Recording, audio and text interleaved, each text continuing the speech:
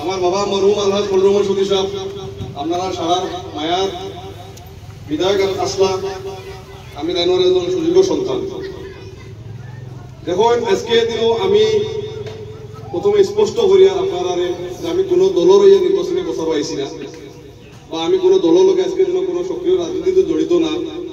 আমি আজকে একমাত্র আইছি যে আজকে যে মুরাদার জেপিসি জেলা পরিষদের যারা প্রার্থী দিচ্ছেন খালিদা বেগম একজন উচ্চ শিক্ষিত তথা এখন বর্তমানে অ্যাডভোকেট আর খুব পালা পরিয়ালর এই প্রার্থী দেখে আমি এই নির্বাচন প্রচার চালাইয়া আমি যে এই ব্যানার দেখা এই ব্যানার দেখিয়া আইয়া আমি বলছি না, আমি একমাত্র যোগ্য প্রার্থী দেখিয়া আপনারা মাঝে আইছি।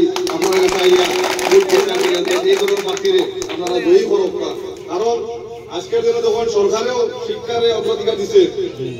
আর বিশেষ করিয়া আমরা দেখো আজকের দিনে গাঁও ইলেকশনটা এই যে নির্বাচন এই নির্বাচনের আসাম বিধানসভা যে আইন পাস করবা বা দিল্লি অ্যাসেম্বলি দেবে এই ধরনের কোনো নির্বাচন না, ই কইছে কি আপনার গাঁও নির্বাচন।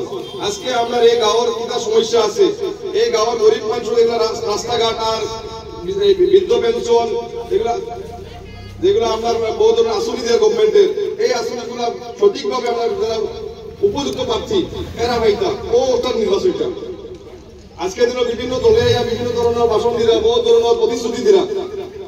আমরা তো ময়মুরি ভাবে জান না, এগুলো প্রত্যেকবার আইরা বহুত বড় বড় লিডার হল মাতিরা যাইরা, কিন্তু লাস্টে গিয়ে দেখা যায় যে এরা জিতার পরে কোনো ধরনের আমরা গরিবর গড় এখানে আইলে হলো আমাদের পয়সা ডিমান্ডার কোন একটা।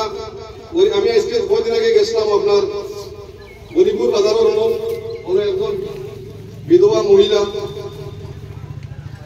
দুইটা হুরুদা বেটি কাম করে, বেটির গরো পানি কাপড় দিয়ে গড় ওদের কালকের যে তুফান দিচ্ছে আমার বিশ্বাস এই তুফানে পানি কাপড় খারাপ হয়ে দিচ্ছে। এরা উপযুক্ত এখন গড় হওয়ার হকদার, কিন্তু এরা কেউ খবর লম না।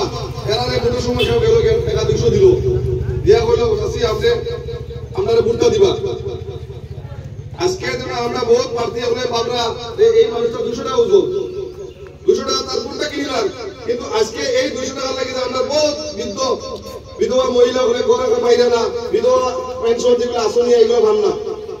কারণ আজকের দিনে আমরা সকলে আমি জেউরাই যে পয়সা ছাড়া কেউ আগ বাড়ি আইন হয়েছে ওলা আমি বলছেন যে প্রত্যেকটা আজকে কোনো একটা অফিসে গেলেও আগে খরচ দেও।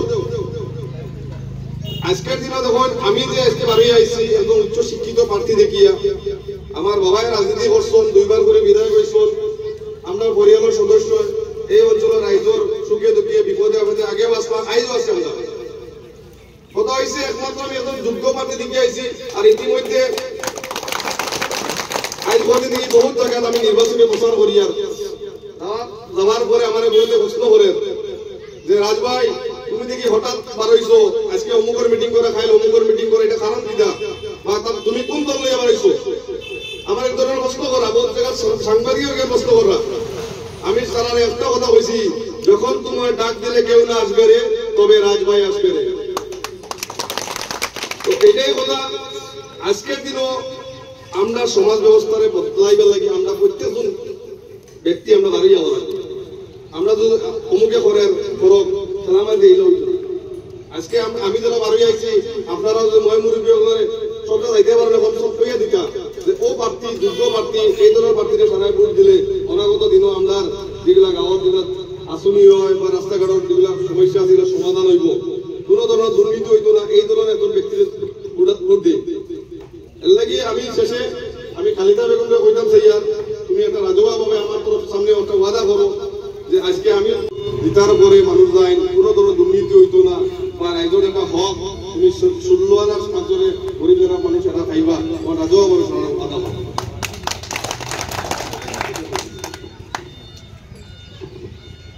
ইনশাআল্লাহ আমি তো আগেও কইছি আমার তরফ থেকে অলরেডি ওয়াদা করছি, তারপরেও আপনি কইছেন যে আমার তরফ থেকে যতখান হইব বেশ থেকে বেশ স্কিম পাইতাম, বেশ থেকে বেশ ফান্ড পাইতাম, আর সমাজের উন্নয়নমূলক কাম হইতো, সমাজ খান উন্নত হইতো, ওখানে আমার আশা থাকলো আর ওয়াদা থাকলো।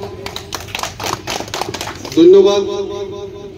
দেখো নির্বাচনে বহুত আইবা বিভিন্ন ভাষণ দিবা, ইতিমধ্যে আমার প্রার্থী যে খালিদা বেগম তাইনও ওয়াদা করছো তাইন যে আপনারা যদি বিপুল ভোট দিয়ে জয়ী করেন তাইন কোনো দুর্নীতি করতো না।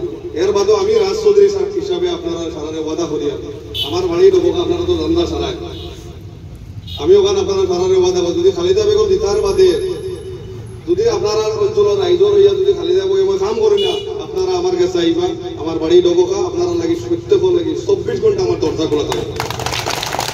আর তাই দিনের বাদে যদি আপনারা কাম করেন না আমিও ওনার রাজুয়া মঞ্চ খালিদা বেগম লিয়ে বইমু বা আপনার সামনে খাড়া করবো যে খালিদা বেগম তোমারে লাগি আমিও গিয়ে প্রচার করছি রাইজর সামনে আমিও ওয়াদা করছি তুমিও ওয়াদা করছো আজকে লাগি তুমি এই ধরনের কাম করাই না বা তোমার ওইটা মানুষের কমপ্লেন কিতার ইনশাআল্লাহ খালিদা বেগম যোগ্য প্রার্থী উচ্চ শিক্ষিত করিয়া তারা মুরব্বিয়ানা বলরে আমার বাবার লাগি দোয়া করবা আর আমার লাগি দোয়া করবা বিদায় নিলাম। আসসালামু আলাইকুম।